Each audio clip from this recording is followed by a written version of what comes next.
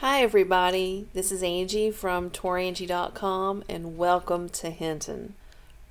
Hinton, West Virginia, one of the coolest towns in southern West Virginia. We're crossing this bridge. This is Route 20. It takes you right through the little city. This is Saturday in October, and it's actually a festival going on. It's called Railroad Days. So you're going to see cars parked along the side of the bridge now and at the end of the video. That's tons of people here celebrating the festival, Railroad Days, and the railroad is one of the things that Hinton is known for. I highly suggest anybody to come to Hinton at any time of the year. Of course, the tourism with the Bluestone Lake and all of the recreational activities at Bluestone State Park and nearby.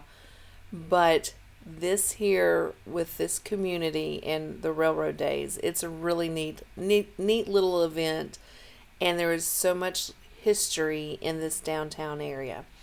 We will be touring the town, just staying in the car though, as I do a circle around. Normally you would go straight right through there. That's like the main area, historic district and different things. But we are taking a right, and I believe this is 2nd Street. And eventually we'll be taking another right that'll take us by the courthouse. And then we'll go up and around and on James Street. Then we're going to come down, I believe, 5th Avenue. And then take a left on Summers. So we're just doing a circle of the city because basically all the roads are blocked off because it's a celebration here with Railroad Days. This is an event that happens on the Saturday in October. It's lots of vendors are set up, different activities to do. It's a great way that Hinton celebrates the railroad that helped form the city, basically. But you can see through here the architecture. Over to the left is the old courthouse. You can see a little bit of that architecture there. There is some really historic buildings and really neat places to check out here in Hinton. So we're going to go into some of the history and talk about that for a little bit. The first settlers in the area were the Tourangie family, and they basically owned all of this area that is now known as Hinton. They arrived before 1778. Now in about 1835, John Hinton, which the city is now named after, bought a 175-acre tract of land from Rachel and Henry Tourangie. And that area is now known as Avis, which is named after his second wife. That they were married in like 1843. Of course, this area was mainly farmland, and there was, of course, a lot of timber. But that was the 1800s, early 1800s. It looked very similar to what it did in the 1700s at the time of the first settlers. It wasn't until the time of after the Civil War that the railroad was deciding to do a coast-to-coast railroad that could involve this area. And that's where the Chesapeake and Ohio Railroad Company came into play. General William C. Wickham and Collis P. Huntington arrived in Hinton and met with the sons of John and Avis Hinton. And they were William and Joe. And William and Joe and another guy named Parker Atkins took them down the river to view a proposed route for the railway. They knew that the railroad was going to be basically following the river. And in 1871, James Ferguson went to Charleston with the legislature in session to lobby for the creation of a new county. And of course, this is Summers County. And it was created on February 27th of 1871. At that point in time, the area of Hinton, which includes Avis and the Bell Point area, there were only 6 families that lived in this area. On November 6th of 1871, C&O Railroad bought the Isaac Tourangie estate at a public auction for $3,600. and they sold what wasn't needed by the railroad to the Central Land Company for $12,000, which was owned by Huntington, on January 23rd of 1873. And he had the town laid off into town lots by a civil engineer, Robert R. Dunn, and they began selling the lots for $250 or $300. And that's how the town of Hinton slowly began to grow. In September of 1880, with the population at about 1,000, Hinton became incorporated. And it would be 10 years from that point before Avis would become incorporated. I had mentioned that Avis was the name of John Hinton's second wife, but it is not for sure if the name Hinton was named, of course it was named after the Hinton family, but was it named after John, or was it named after his son Evan?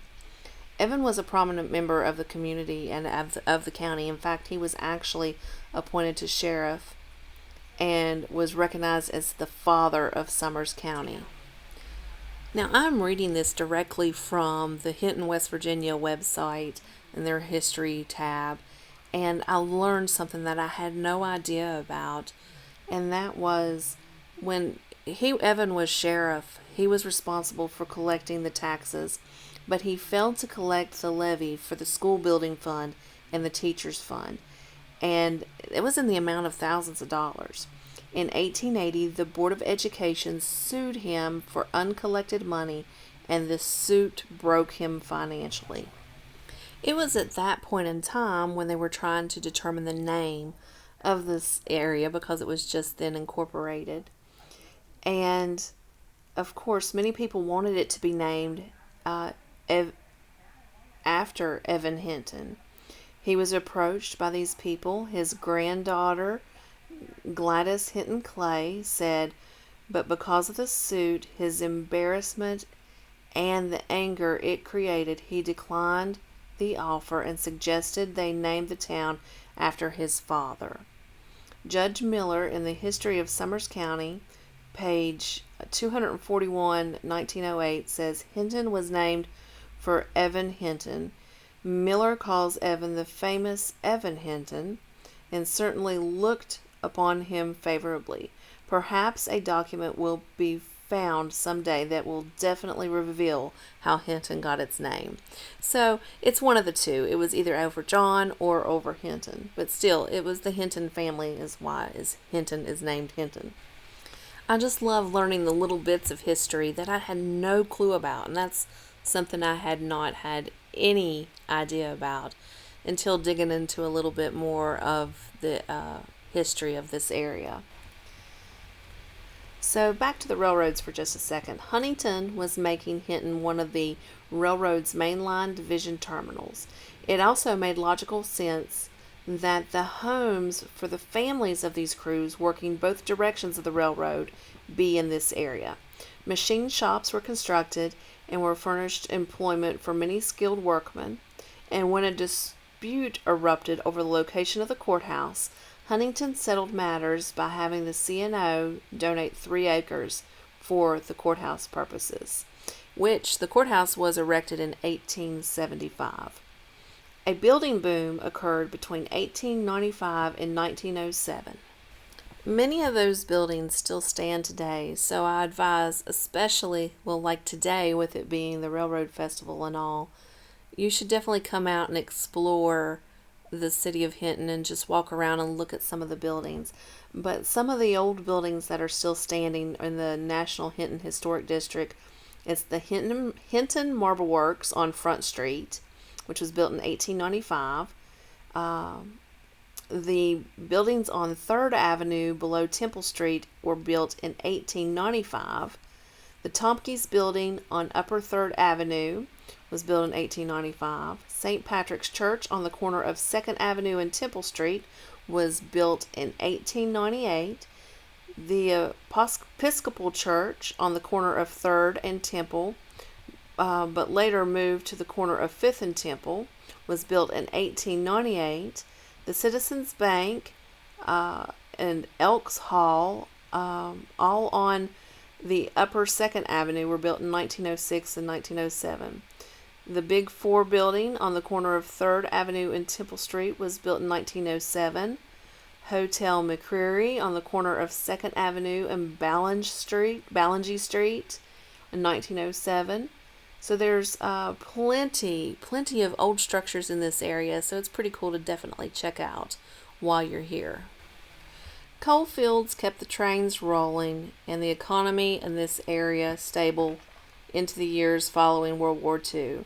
But the railroad was phasing out coal-fired locomotives and converting them to diesel. And this trend towards private automobiles and airliners, also with the sharp decline in passenger service, Hinton entered into the years of change. So that makes sense. First off, this is Route 20. Even when cars were using Route 20 to get from point A to point B, think about when Interstate 64 was built. That totally bypassed all of Hinton. So that eliminated a lot of car traffic. So the people that come to Hinton now, it's basically all tourism. So people are wanting to go to Bluestone Lake, enjoy the new rivers, the Greenbrier River, the Bluestone River, because they all converge just south of Hinton. Exploring or learning about the Bluestone Dam, because it's really neat. The Bluestone State Park, and just other outdoor adventures, basically, of this area. Of course, the southernmost point of the New River Gorge National Park is basically right here. It does actually end in Raleigh County, but it's not far. It's like 1 mile away from Hinton. It is super, super close, and you'll be able to see that in my next video that I put out. But as you can tell, and as anything with any area in southern West Virginia, when the coal fields started not to become as widely used, or coal started to go downhill, so did the population, because people wanted and needed to find jobs.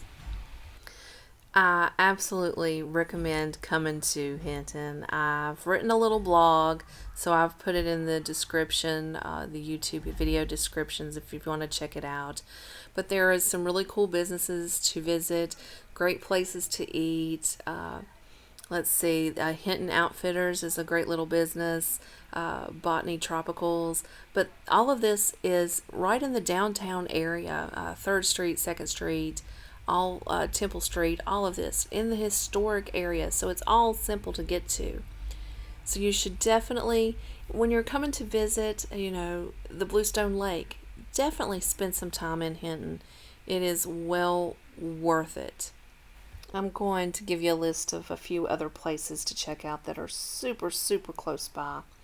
The Campbell Flanagan Mural House, the Hinton Veterans Museum, the Hinton Railroad Museum, Otter and Oak Art Gallery. Let's see, there's also for dining the Market on Courthouse Square, or Lucky Rivers Cafe. Those are some cool places, but then there's also places that are super close by. Just a few minutes drive is Sandstone Falls, and it is in the national park, the New River Gorge National Park. In fact, I'm exiting the city of Hinton now and crossing this bridge. At the end of the bridge, if I take a right, that takes you to Sandstone Falls. And that will be my future video. But definitely go to Sandstone Falls. You can go to Talcott. That's not terribly far away. To the John Henry statue, the tunnel, the legend of John Henry. It's a really neat place to just check out. It's a good roadside stop, but there's so much history and so much beautiful nature in this area. I highly recommend anybody who comes to southern West Virginia to visit Hinton. It is one of my favorite places. Well, this is Angie from Tourangie.com. As you can see, this bridge is getting packed with cars parking along the side of the bridge because of Railroad Days, the Railroad Day Festival. So if next time you're in southern West Virginia, do come to Hinton, whether it's on Railroad Days or just any other day of the year, and take a walk and appreciate everything that this city has to offer. This is Angie from Tourangie.com. Come to my website, read my blogs, make appointments so I can help you plan your next travel adventure. Talk to you later.